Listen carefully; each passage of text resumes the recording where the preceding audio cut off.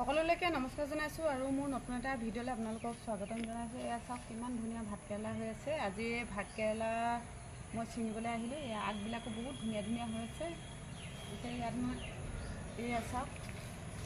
এয়া চাওক কিমান ধুনীয়া ধুনীয়া ভাতকেৰেলা হৈ আছে। ইমানটো জোখতে ভাতকেৰেলাবিলাক খাবলৈ ভাল, বেছি বুঢ়া হ'লে খাবলৈ বেয়া। আৰু ক'ত কেনেকৈ আছে চাই লওঁ মই এইফালে বিচাৰি। এইফালেও এয়া ভাতকেৰেলা আছে। ভাতকেৰেলা জাউৰীয়ে জাউৰীয়ে লাগি থাকে। এতিয়া এয়া 3 নম্বৰ জাউৰী হৈছে। এয়া চাওক, সেইটো কাৰণে চাইজটো অকণমান সৰু সৰু হৈছে। এয়া চাওক ধুনীয়া ধুনীয়া ভাতকেৰেলা। আজি মই ইয়াৰে ভাতকেৰেলা ছিঙি ল'ম বুলি ভাবিছোঁ। বেছি বুঢ়া হ'লে খাবলৈ বেয়া, সেইটো কাৰণে ইমানটো জোখতে ভাতকেৰেলা খাবলৈ। এইফালে আজি মই আমাৰ চোতালৰ আগখন দেখাম বুলি ভাবিছোঁ। এইফালে চাওক কিমান ধুনীয়া ধুনীয়া ফুল হৈ আছে। এই ফুলজোপা যে ফুলিলে মানে আদা ৰঙৰ ফুলিলে মানে ইমানেই অভাৰ ফুলে, কি ক'ম আৰু, একদম জাউৰীয়ে জাউৰীয়ে ফুলিয়ে থাকিব, কেতিয়াও তাৰমানে শেষ হৈ নাযায়। ইমানেই ধুনীয়া লাগে ফুলখিনি। পাতটো একদম সম্পূৰ্ণ নাইকিয়া হৈ যায়, অকল ফুলেই ফুল হৈ থাকে দেখিবলৈ। আৰু এইজোপা কি ফুল আপোনালোকে জানেনে বাৰু? জানে যদি কমেণ্ট কৰি জনাবচোন। এই ফুলজোপা চাওকচোন, দেখিবলৈ পাতখিনি খুব ধুনীয়া লাগে, কিন্তু ফুল বুলিবলৈ নাই, পাতখিনিয়ে ইয়াৰ কালাৰটোৱে ভাল লাগে। আৰু এইফালে আমাৰ এয়া মধুৰি, চবফালে মধুৰি আমাৰ 12 মাহে লাগি থাকে। একেবাৰে পুলি পৰাই লাগে এইবিলাক মধুৰি লাগি আছে। তাৰমানে ছিজন আন ছিজন বুলিবলৈ নাই, গোটেই 12 মাহে লাগি থাকে। এইফালে চাওক ধুনীয়াকৈ মধুৰি লাগি আছে। ইয়াতো বহুত মধুৰি লাগি আছে। আৰু এইফালে আমাৰ কাঠআলু, চোতালৰ আগতে পূৰা কাঠআলু গছ, চবফালে মানুহজনে কাঠআলু দি থৈছে। বহুত কাঠআলু হয় আমাৰ। মাঘ মাহ সোমোৱাৰ আগৰ পৰা আমি কাঠআলু খান্দি। এইফালে এইজোপা ভেদাইলতা। এয়া ভেদাইলতাটো কিমান আমাৰ কাৰণে ভাল, স্বাস্থ্যৰ কাৰণে। এয়া ভেদাইলতাও ৰুই লৈছোঁ, ধুনীয়াকৈ হৈ আছে। তাৰমানে হাতত বিচাৰিলে পোৱাকৈ, তাৰমানে ৰাতিও অকস্মাত দৰকাৰ হ'লে পোৱাকৈ এনেকৈ চোতালৰ আগতে মোৰ মানুহজনে ৰুই থৈছে। বাৰীলৈ যাবলৈ কোনো প্ৰয়োজন নাই। আৰু এইফালে এয়া চাওক শুকলতিজোপা একদম পূৰা ওখ আছিলে, সম্পূৰ্ণ কাটি এনেকৈ বাৰিষা কাটি দিওঁ আৰু এনেকৈ আগবিলাক ওলায়। এই শুকলতিজোপাই মোক বহুত বেমাৰৰ পৰা মোক ৰক্ষা কৰিলে। এবাৰটো পেটৰ বিষত একেবাৰে অৱস্থা নাইকিয়া হৈ আছিলে। এই শুকলতি খাই মোৰ জীৱন ৰক্ষা হ'ল বুলি মই এটা ভিডিঅ'ত আপোনালোকক দিছিলোঁ। আপোনালোকে সেইটো আগতে চাগে পাইছিলে। এইজোপাই সেই শুকলতিজোপা ধুনীয়াকৈ কলম কৰি থোৱা আছে। এনেকৈ চোতালৰ আগতে নেফাফু মানুহজনে ৰুই থোৱা আছিলে। আজি আগবিলাক ছিঙি খালোঁ। এয়া চাওক বইল কৰি খালোঁ। আৰু ইটো ছাইডেও আছে নেফাফু। মুঠতে সম্পূৰ্ণখিনি যিমান ৰাতি হ'লেও অকস্মাত কিবা এটা অসুবিধা হ'লে দৌৰ মাৰি আহি ছিঙি নিব পৰাকৈ, কোনো মানে জংঘলত সোমাব নলগীয়াকৈ মোৰ মানুহজনে সম্পূৰ্ণখিনি মোক ইয়াতে যোগাৰ কৰি দিছে, বাৰীলৈ যাব নলগীয়াকৈ। আকৌ চোতালৰ আগতে এইজোপা চাওক, এয়া নৰসিংহ, লগত জেতুকাও বগাই আছে। এয়া চাওক, এইফালে এইডাল হৈছে অমৰলতাও ইয়াত ধুনীয়াকৈ বগাই আছে। এয়া চাওক,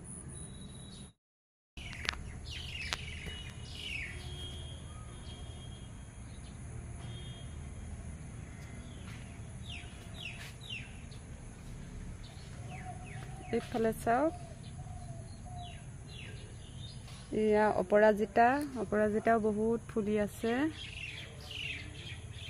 এইফালে জেতুকাও বহুত গছ আছে। আৰু মধুৰিটো ক'বই নালাগে, আমাৰ ঘৰত বহুত মধুৰি গছ আছে। মধুৰি খাব নোৱাৰা হৈ যায়গৈ। আৰু আমাৰ মানুহজনে চৰাই চিৰিকটিক বহুত মৰম কৰে, সেইটো কাৰণে মধুৰিবিলাক প্ৰায় পাৰিবলৈ নিদিয়ে।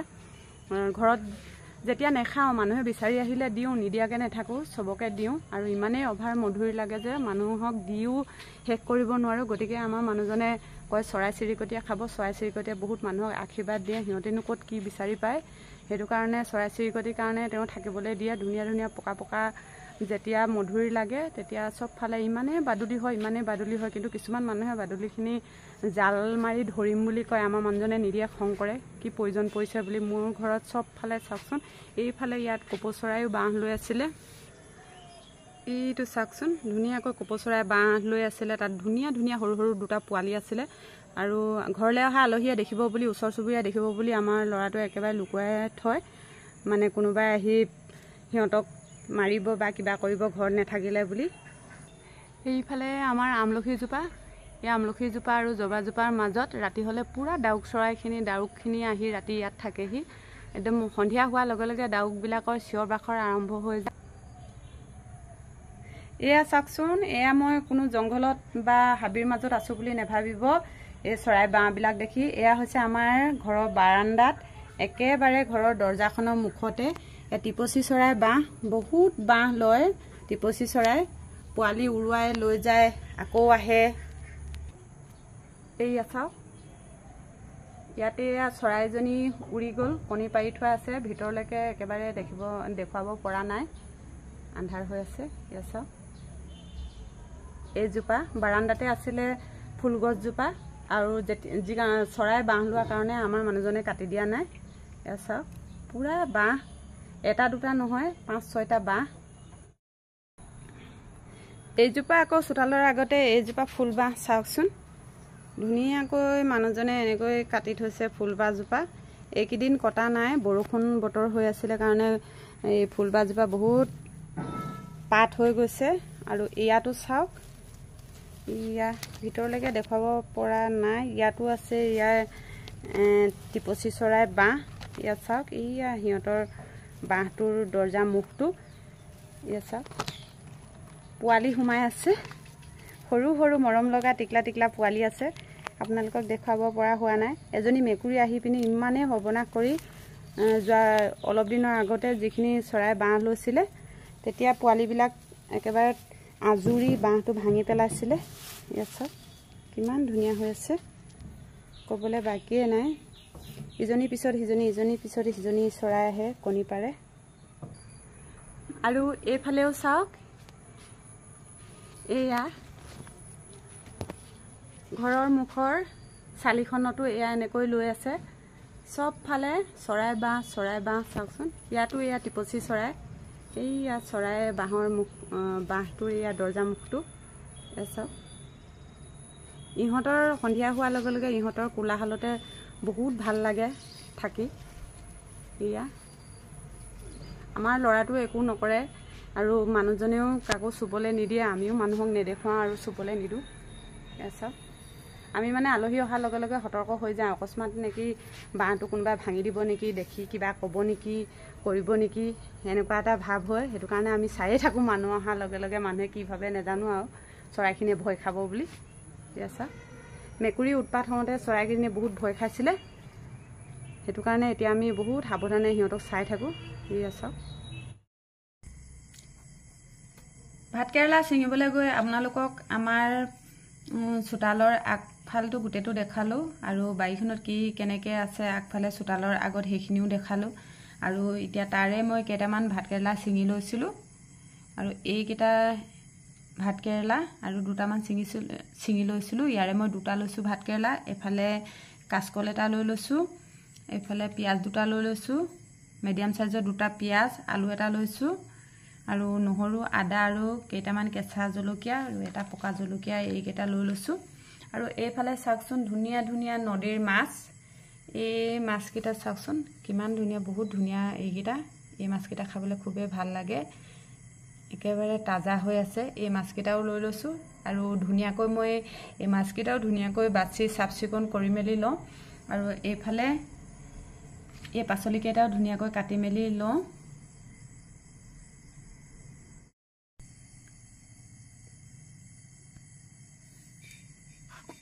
এইফালে পিঁয়াজ 2টাৰো ধুনীয়াকৈ বাকলিটো গুচাই লৈছোঁ, আৰু ভাতকেৰেলা 2টাও গুচাই ল'লোঁ। এইফালে আদা নহৰু গুচাই ল'লোঁ, এটা কাচকল গুচাই ল'লোঁ, আৰু আলু জলকীয়া এইখিনি ধুনীয়াকৈ বাকলিবিলাক গুচাই ল'লোঁ।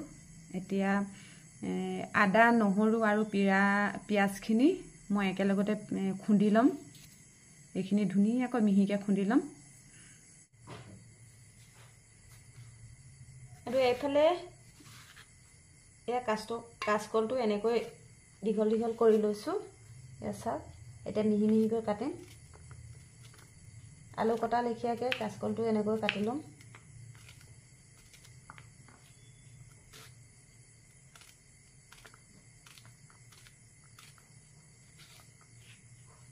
এয়া চাওক,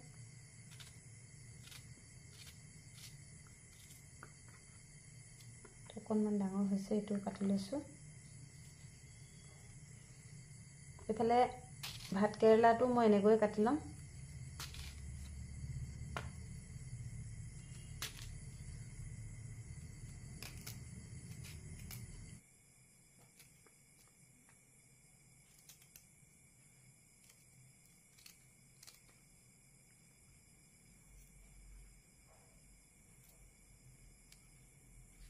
এয়া ভাতকেৰেলা দুইটা কাটি ল'লোঁ। ইফালে আলুটো লৈ লৈছোঁ। আলুটো এনেকৈ মিহি মিহিকৈ কাটি ল'ম।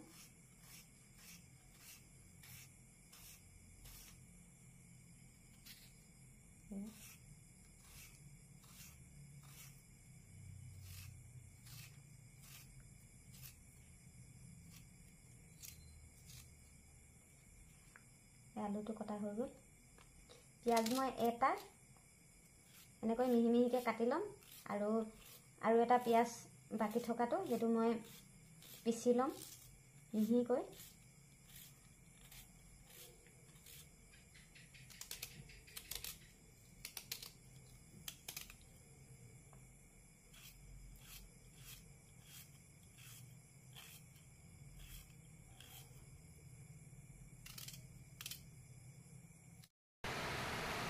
এইফালে বাকী থকা পিঁয়াজটো ধুনীয়াকৈ সৰু সৰুকৈ কাটি লৈছোঁ। আদাখিনি কাটি লৈছোঁ, নহৰু কাটি লৈছোঁ। এইফালে এইকেইটা কেঁচা জলকীয়া এইখিনি একেলগে মই ধুনীয়াকৈ পিচি ল'ম মিহিকৈ।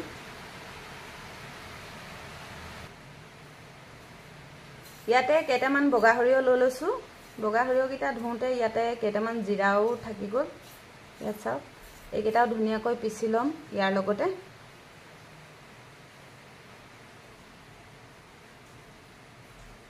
এইফালে মাছকেইটাও ধুনীয়াকৈ বাছি ল'লোঁ। ইয়াত চাওক, এই বৰিয়লা মাছকেইটা খুব কোমল।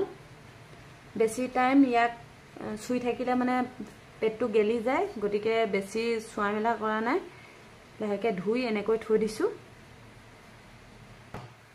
এইফালে এইখিনি মান ধনিয়া চাওক, এই মান ধনিয়াৰ মই ওপৰৰ ফুলটো লৈ লৈছোঁ।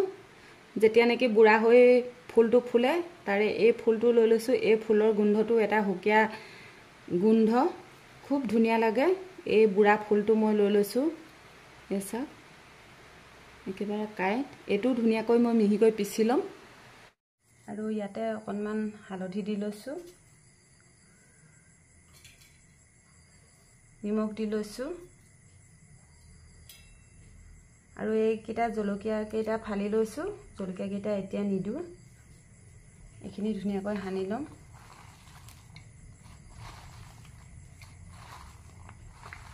তাৰপিছত কেৰাহীত দিম। এতিয়া এনেকৈ সানি লৈছোঁ।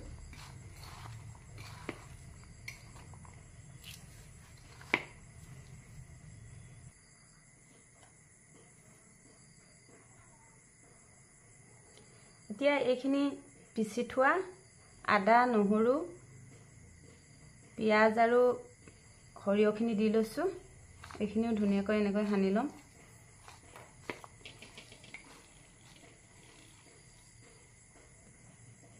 আৰু এইফালে এইখিনি পিচি থোৱা মান ধনিয়াখিনি এইখিনিও ইয়াতে এনেকৈ সানি লৈছোঁ। খুব ধুনীয়াকৈ মিশ্ৰণখিনি সানি ল'ম।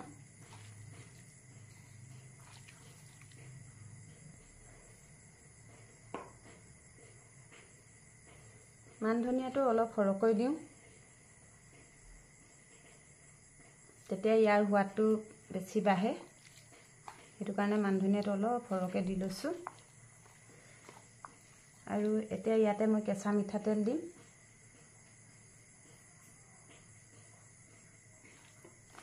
এইখিনিও ধুনীয়াকৈ সানি ল'ম।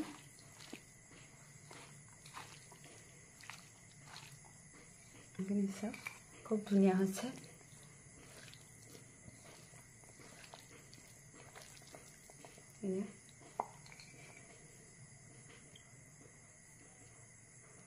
এতিয়া ইয়াতে বাছি লোৱা মাছকেইটাও দি লৈছোঁ।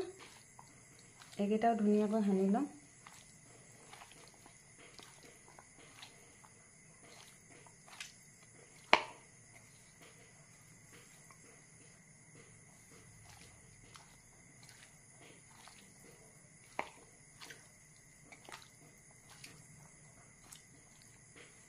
খুব ধুনীয়াকৈ সানি ল'লোঁ।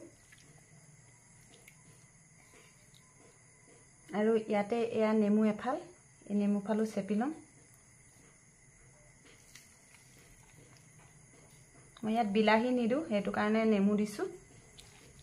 খুব ধুনীয়াকৈ নেমুখিনিও দি সানি ল'ম।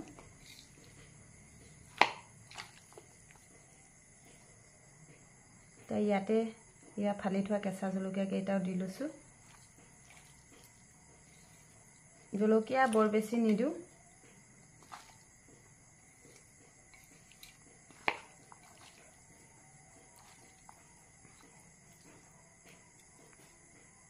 এইকেইটা জলকীয়া গোটাকৈ ওপৰতে দি দিছোঁ। বেছিকৈ ফালি দিলে জ্বলাটো বেছি হ'ব, সেইটো কাৰণে গোটাকৈ ওপৰতে থাকিবলৈ দিছোঁ।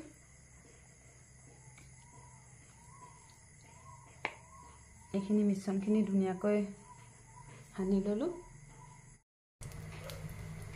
এইফালে কেৰাহীখন গৰম হোৱাৰ লগে লগে আৰু অকণমান তেল দি লৈছোঁ মই।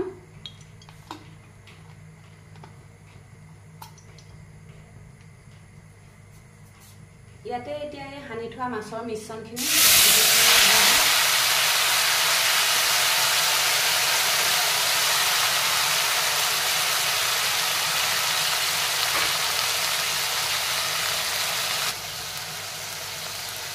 খুব ধুনীয়াকৈ মাছৰ মিশ্ৰণখিনি দি দিছোঁ। ইয়াতে অকণমান মই লগতে পানী দি দিছোঁ। এতিয়া এনেকৈ ঢাকন মাৰি থৈ দিম 10 মিনিটমান সময়। এতিয়া এইখিনি অকণমান লাহে লাহে লুটিয়াই দিম মই।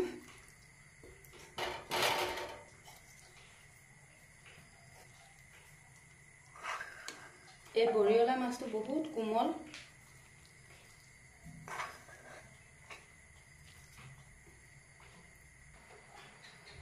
এতিয়া আকৌ 10-15 মিনিট সময়ৰ কাৰণে আকৌ ঢাকি থৈ দিছোঁ। জুইৰ পৰা কমাই দিছোঁ।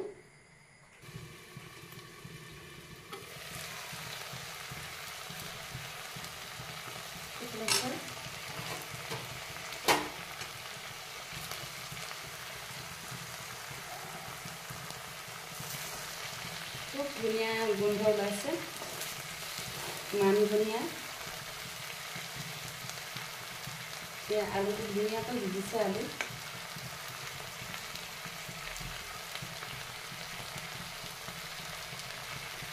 আৰু অকণমান সময় ঢাকন মাৰি থৈ দিওঁ। আলু, ভাতকেৰেলা, কাচকল ধুনীয়াকৈ সিজিছে আৰু অকণমান শুকানকৈ থৈছোঁ। এতিয়া মই এইখিনি নমাই ল'ম। এইফালে অকণমান বেতগাজ মানুহজনে কাটিছিলে, আৰু অকণমান ভাজি লৈছোঁ। ইয়াত একো দিয়া নাই, অকণমান তেল দি ভাপতে সিজিবলৈ দিছোঁ বেতগাজখিনি। আজি একো জোল নবনাওঁ, অকল ভাজিৰ লগতে খাম। এইফালে বেতগাজখিনিও হ'ল। এইফালে ভাত বাঢ়ি লৈছোঁ, 2টা জলকীয়া লৈ লৈছোঁ আৰু বৰিয়লা মাছ, ভাতকেৰেলা, কাচকল দিয়া ভাজিখন, আৰু এইফালে অকণমান বেতগাজৰ ভাজি লৈছোঁ। আজি শুকানকৈ খাম। এনেকৈয়ে খাই ভাল লাগে কেতিয়াবা। এইফালে এঘটি পানী লৈ লৈছোঁ। এয়া আমাৰ আজিৰ সাঁজ। কেনে পালে কমেণ্ট কৰি জনাবলৈ নাপাহৰিব। আৰু ভিডিঅ'টো শেষলৈকে চোৱাৰ বাবে আপোনালোকক অশেষ ধন্যবাদ। আগলৈকেও যাতে এনেদৰে মৰম চেনেহ দি থাকিব বুলি আশা ৰাখিলোঁ। মই আচলতে ঘৰত যি বনাওঁ, যি খাওঁ, আমাৰ অসমীয়া যিখিনি থলুৱা খাদ্য, তাকে আপোনালোকৰ মাজলৈ দেখাবলৈ লৈ আহোঁ।